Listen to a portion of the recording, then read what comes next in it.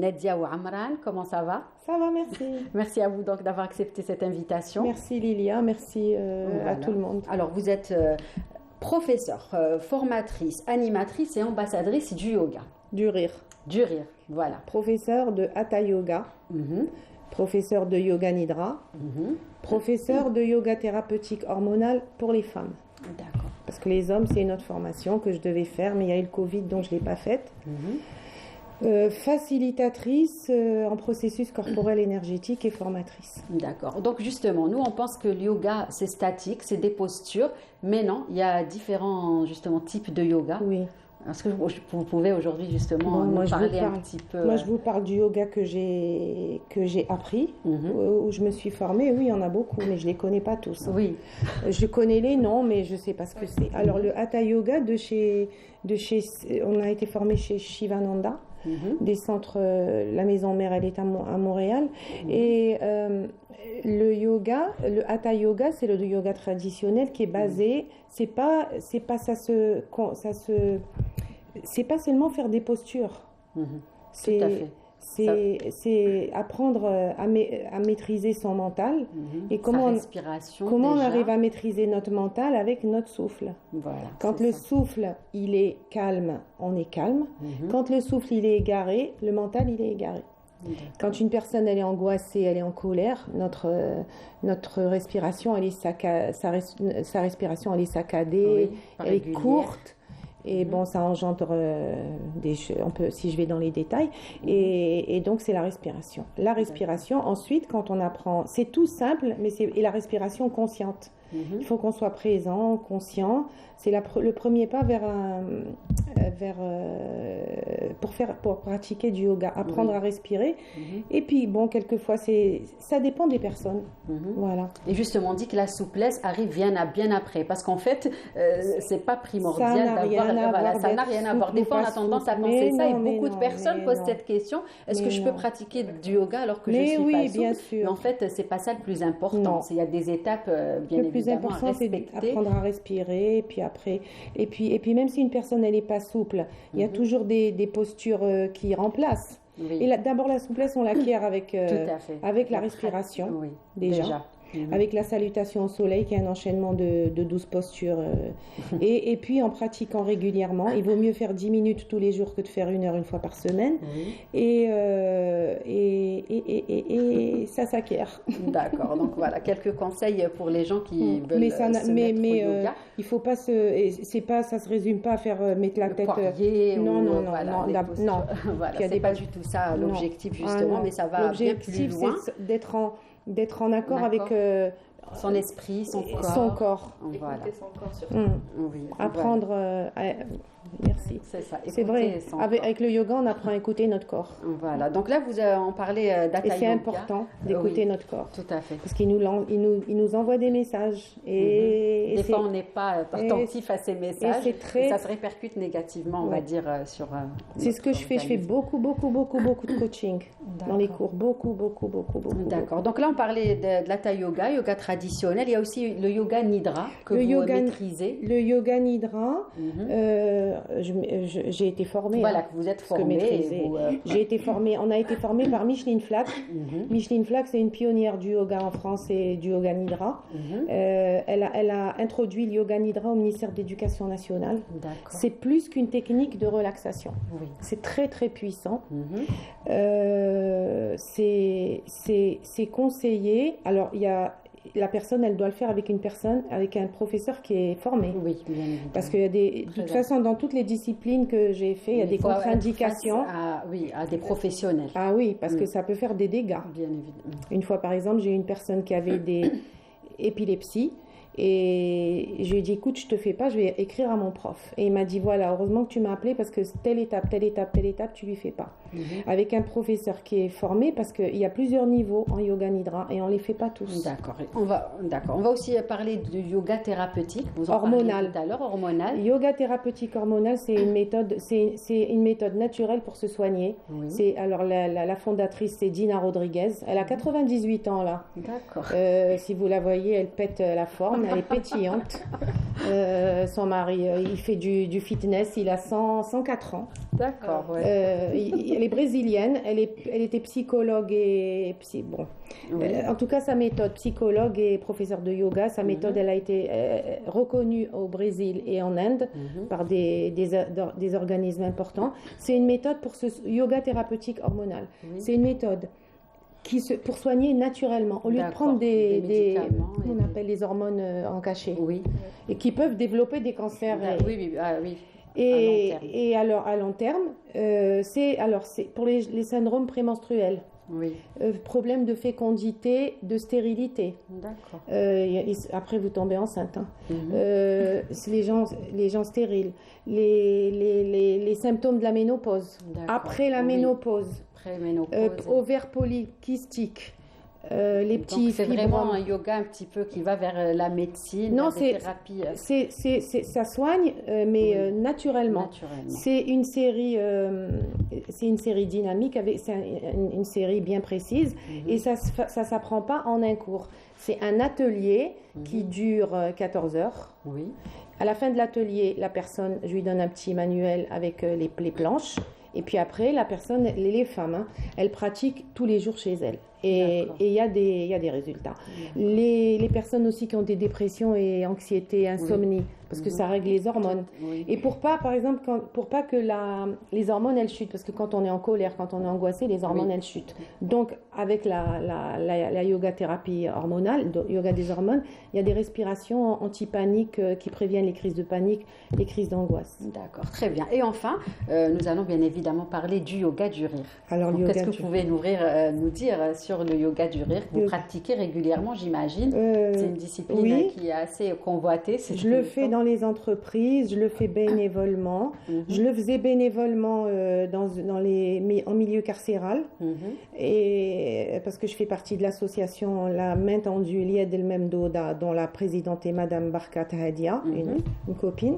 Et ça leur plaisait. D'accord. Et justement, ça consiste... ça consiste, c'est le rire sans raison. Et je le fais de le dire, ça c'est le rire... Et je vous assure que les personnes, évidemment, le rire sans raison, il y a un cours, la séance, elle se déroule par des exercices d'étirement. Déjà, quand j'arrive, je leur dis pas de jugement, on parle pas de religion, on se moque pas des gens. Il y a une discipline à respecter. Mais on se moque pas des gens, on rigole pas voilà. On respecte la zone de confort, et ça commence par des étirements, puis après on stimule les points d'acupuncture ici dans les mains, et puis le rire, il est contagieux. Oui, c'est ce qu'on dit. Voilà. Et puis après, on a des exercices de rire qui ont été inventés par le docteur Kataria. C'est lui, le fondateur, Madan Kataria, qui a inventé cette méthode en 1995 à Mumbai, en Inde. Et maintenant, ça existe dans plus de 197 pays. D'accord. Dans l'Algérie. Sur le visage? Ah oui, oui. Alors, tout est en rapport, il nous dit que c'est plus puissant que le Botox. D'ailleurs, les muscles du visage. Oui, d'ailleurs, au début, quand vous faites la première fois, les personnes, quand je leur fais, ils me disent, Nadia, on a mal ici, on a mal au cou, j'ai peur, comment je vais faire? Je lui dis, mais non, c'est rien du tout. Et ça, c'est normal, parce qu'on rit pas. Oui. Les adultes ont oublié de rire. Les enfants rient 2 fois plus que nous, plus que 2 fois. Et donc, c'est pour essayer de retrouver notre rire quand on était petit. Et le rire spontané. Le rire spontané. Et on obtient des effets, après 15 minutes de rire, on obtient des bienfaits physiologiques. Et le corps, il ne fait pas la différence entre le rire spontané ou le rire forcé. Ça veut dire si je rigole, ou je me fais comme ça dans la glace. Le corps, il ne fait pas la différence, il y aura les mêmes bienfaits. D'accord. Et puis pratiquer le rire tous les jours, il y a des bienfaits, on s'ouvre aux autres, l'agressivité elle disparaît, la bienveillance, on est positif, on arrête de se plaindre, et puis tous les bienfaits physiques. Et maintenant c'est reconnu, D'accord. C'est reconnu par la médecine. D'accord. Voilà. Et aujourd'hui justement, est-ce que les gens vont beaucoup vers ce yoga du rire? Ils viennent vous voir? Oui, beaucoup plus que... Oui, il y a beaucoup d'entreprises qui m'appellent. D'accord. Même pour faire... elle m'appelle, il y a même pas 15 jours, on était avec une entreprise. Quand je suis rentrée, même les gens... les personnes qui étaient à l'intérieur, elles étaient crispées, oui, stressées. J'ai un scanner ici, il y en a un que j'ai repéré, on était 60. Je suis allée vers lui, je dis écoutez monsieur, j'ai senti. Hein. Vous avez ressenti son énergie. Oui, tout très, très fort. Il était pas à l'aise, comme il m'avait dit le soir après le dîner. Pas à l'aise, il se demandait ce qu'il faisait ici. Je suis allée, il faut les mettre à l'aise ces personnes parce qu'ils peuvent ne pas aimer. Hein. Oui. On ne peut pas les forcer, rigole. Ouais. Et je lui ai dit écoutez monsieur, il m'a dit comment vous savez, je lui ai dit je sais, je lui ai dit faites comme ça, comme vous sentez, vous voulez rire, vous riez, vous voulez pas rire, vous riez pas, vous voulez vous asseoir, faites à votre aise. Et ben après il s'est fondu et puis moi quand je les ai vus, je dis au secours, comment je vais faire parce que tout de suite j'ai eu un petit jugement. Après je dis bah voilà, c'est vrai que vous n'avez pas respecté. Oui, j'ai dit mon Dieu, comment je vais faire, ils viennent de toutes les wilayas d'Algérie. Comment je vais faire? Vous étiez nombreux. Oui, et bien que j'en ai eu déjà plus que 60. Hein. Et puis après, j'ai dit, allez, on verra. Et puis c'est venu. Et je vous assure que les personnes qui sont comme ça, dans la gêne et tout, bon, il faut les mettre à l'aise. Après, ils viennent. Voilà. Et plein de personnes qui étaient recroquevillées sur elle. Même la posture, elle change. Oui. La posture, elle change. Après, c'est eux qui viennent vers vous. C'est ça. Donc, parce que ça fait du bien. Donc, une méthode qui ils étaient on a passé la soirée, bon, on a mangé à l'hôtel et tout ensemble. Et le soir, on a passé la soirée ensemble. On était 20 ou 30 ensemble, on a passé la soirée. On a discuté. Il est venu me dire, le monsieur, il m'a dit, vous savez, Nadia, il m'a dit, j'ai trouvé ça bête. Enfin, il a dit ce qu'il pensait. Oui. Je lui ai dit, je sais. Je dis, c'est pour ça que je suis venue vous voir. D'accord, très bien. Donc le yoga du rire, on va dire que ça marche, ça fait du bien et que justement aujourd'hui les gens vont vers cette méthode. Je forme des animateurs du yoga du rire. Aussi, vous êtes aussi formatrice. Je forme des animateurs de yoga du rire et je forme des praticiens Access Bar. Ça, c'est une méthode aussi qui est géniale.